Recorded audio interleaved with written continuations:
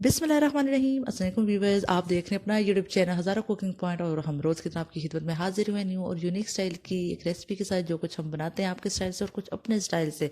तो जी हाँ, आज हम आपके लिए बनाने जा रहे हैं Ramzan special crispy pakora recipe. जी हाँ, हम रमज़ान से पहले ही आपके साथ ये रेसिपी शेयर करने जा रहे हैं, आलू प्याज के क्रिस्पी पकौड़े कैसे बनते हैं। तो जिसके लिए हम जल्दी से चलते हैं अपने किचन में और क्रिस्पी पकौड़े बनाते हैं।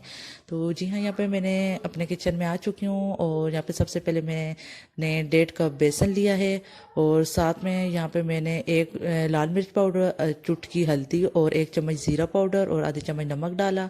और यहाँ पे आप देख सकते हैं, यहाँ पे एक आलू लिया जिसे मैंने बारीक बारीक पतला पतला काट दिया। इसी तरह धनिया भी और हरी मिर्च भी थोड़ी सी ली और जिन्हें बारीक पतला पतला काटा, और एक ऑनियन ली जिसे पतला पतला लंबा लंबा काट दिया। तो ये सारी चीज़ें इसी तरह आपने कटिंग करनी और इसी तरह यही चीज़ें डालनी है, इसीलिए आपके पकोड़े क्रिस्पी बनेंगे। और अब मैं थोड़ा थोड़ा पानी डाल के इस जो बेसन और आलू है ना, इनको इसका अच्छे से मिक्सचर बनाऊंगी।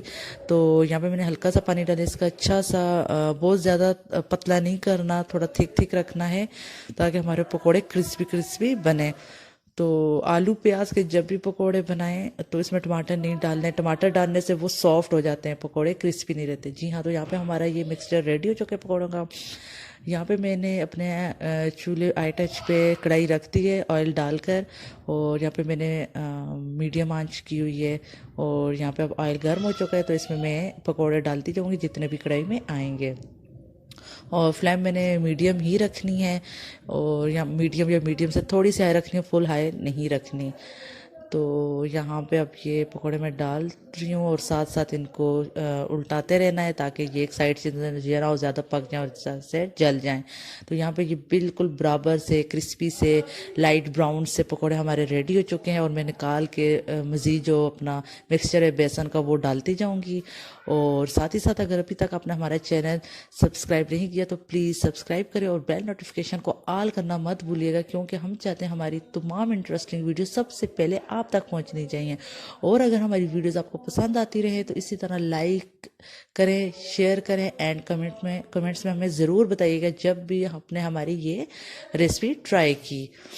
तो यहाँ पे आप देख सकते हैं मेरे मज़ेदार से पकोड़े रेडी होते जा रहे हैं, ऑलमोस्ट इसी तरह रेडी हो रहे हैं और साथ साथ डालते जाएंगे। यहाँ पे मेरे पकोड़े बिल्कुल रेडी हो चुके हैं, आप देख सकते हैं प्लेट में मज़ेदार से क्रिस्पी से पकोड़े रेडी हो चुके हैं और मेरे मुंह में पानी आ रहा है। आप लोगों ने ये रेसिपी रमज़ान में ज़रूर ट्राई करनी है और सबको, घर वालों को ये बहुत पसंद आएगी, बहुत ज़्यादा।